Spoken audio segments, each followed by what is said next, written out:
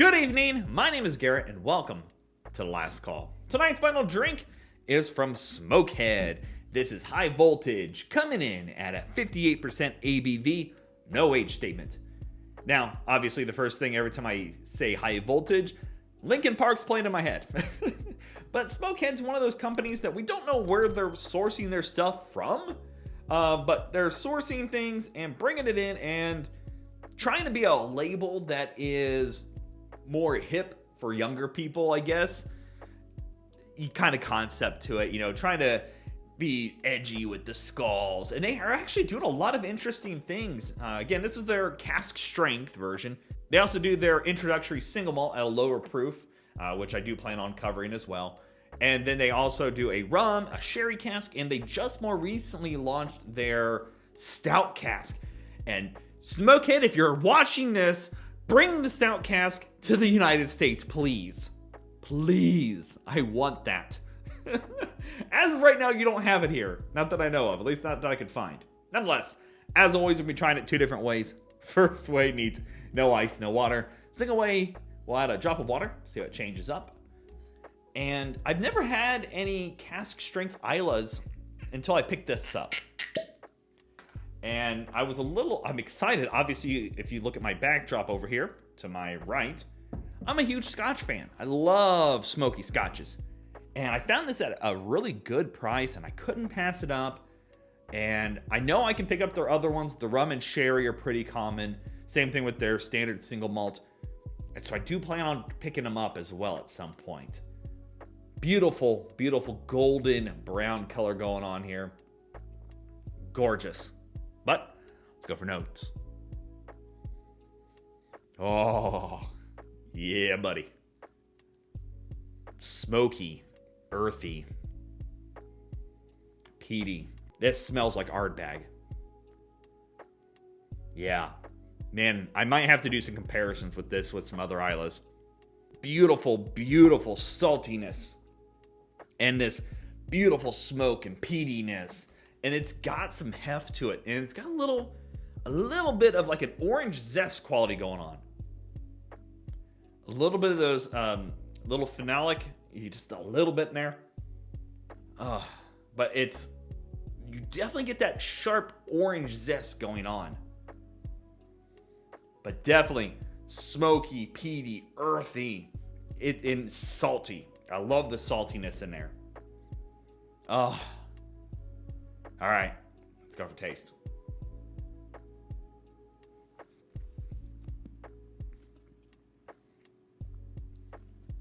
It hit me in the back of the throat. Oh, that hurt. That's a good hurt, though. Wow, that is intense. Intense smokiness, peatiness. This has to be Ardbeg. There's no way this isn't. Oh, man. Now that I've acclimated to the kick in the teeth that I just got, let's see if we can actually get you guys some actual notes.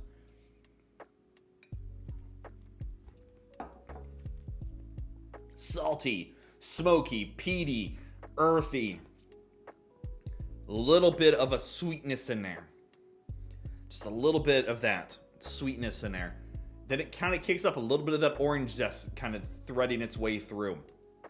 A little nuttiness going on here at the finish too.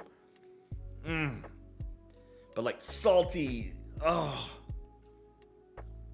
That is so good. Damn it. Part of me always hopes that I don't like things because it makes me not buy other things. Does that make sense? Do you have that problem? Do you buy a bottle going, gee willikers, I really hope I don't like this? Because then you go, damn it, I like it. Now I'm going to have to go buy the whole series.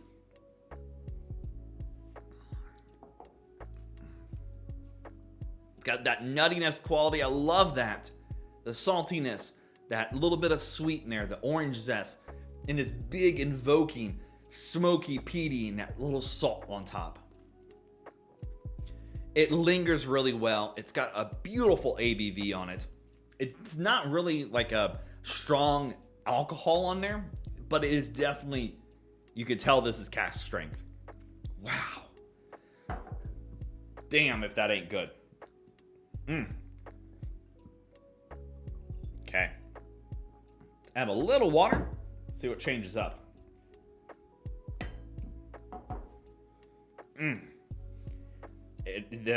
Even in the finish, you're getting this beautiful, almost seaweed saltiness finish going on. So good. And again, this is coming from somebody that loves, I got Lagavulin over there, Ardbeg here, Lefroy's up there. I'm all over the place with smoky scotches. I've actually started getting into the Connemara and Teeling and a few of their peated options. I'm all over the place with peat. Even some American peated. I've got a few of those coming up too. Not sure in the timeline of things, but it's there. But enough of that, let's go for notes.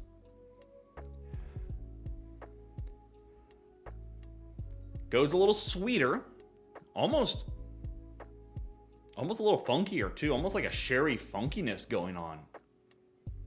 Yeah, almost like a sherry funkiness. Interesting. Yeah, almost like a bit of a berry patch going on now. Still get the smoky, peaty, earthy, all those kind of things. The saltiness is there. But now I'm getting almost a berry patch going on.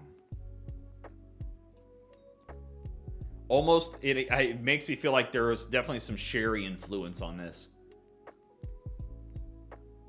Interesting. But let's go for taste.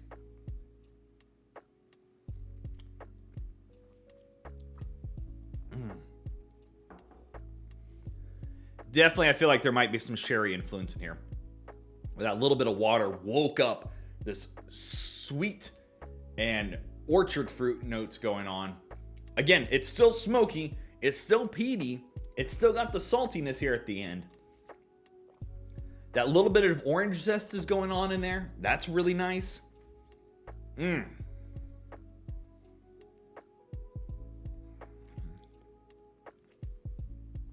But the sweetness comes out right near the beginning on this one. It goes up maybe an 1/8% of metallic on the taste, but it's really not offensive.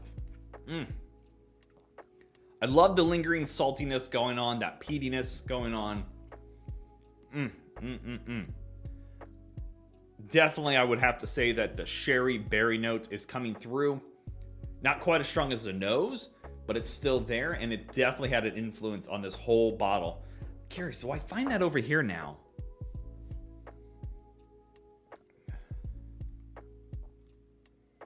Maybe a little bit over here, but boy, the smoky peatiness is covering it up a lot. I could probably now say I do, but it might be subjective.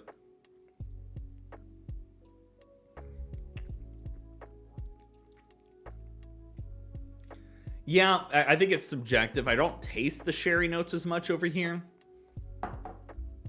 As always, it doesn't matter what you drink or how you drink it, as long as you enjoy it.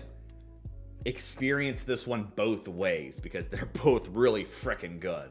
All right, let's talk about market price because we all know market price is market price and it's always going to vary. I paid $56 for this. I usually see this around at like in the mid 70s, usually like 73 to 75. So I got a really darn good deal on it. The thing of it is, at $73 to $75, where does this line up compared to Ardbeg, Lagavulin, Lefroy, and all the other big names out there? I can get Port Charlotte heavily peated for about $72. So that's cheaper than this. Ardbeg 10 is $56-ish. That's cheaper than this. Same thing with all of them are cheaper than this. Even again, Port Charlotte coming close, it is definitely cheaper than this. Now at $55, you're right in the wheelhouse of all those, and I can definitely recommend it. If you love smoky, peaty scotches, you're coming across on all that. The one thing this is carrying different than all those is that cask strength, that high proof. You know, like for me, Lefroy 10 cask strength is usually the cheapest I've seen is about $89, but it's usually up in the mid 90s.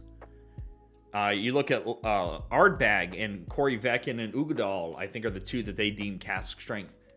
Both of those can go $89 to $100. So yeah, I think that's about where it needs to be. I wouldn't overpay for this. I wouldn't pay $90 for it. Again, at $55, I think it's a steal and a half. I'd be in the mid 60s without much of a blink. If I'm going up higher, I definitely want to be aiming for a cask strength at that price range, just because I think that it can go toe-to-toe with Ardbeg and Lagavulin and Lafroid at this level. But on the sheer pricing alone, you got to be saying, I want a cask strength Isla, and this is a great example of that. Even again, still coming in cheaper than the other ones at cask strength if I'm going to compare apples to apples as best as I can. But either way, I definitely give this one a thumbs up and recommend a try if you love smoky peaty scotches. So yeah, there you have it. Smokehead High Voltage. If you have any questions about the bottle itself, let me know down in the comment section below. I will do my best to answer it. And if you have any specific spirits I should go looking for, also let me know down below. I'm always on the hunt for something unique and fun to try. And as always, may your last drink of the night be the best one.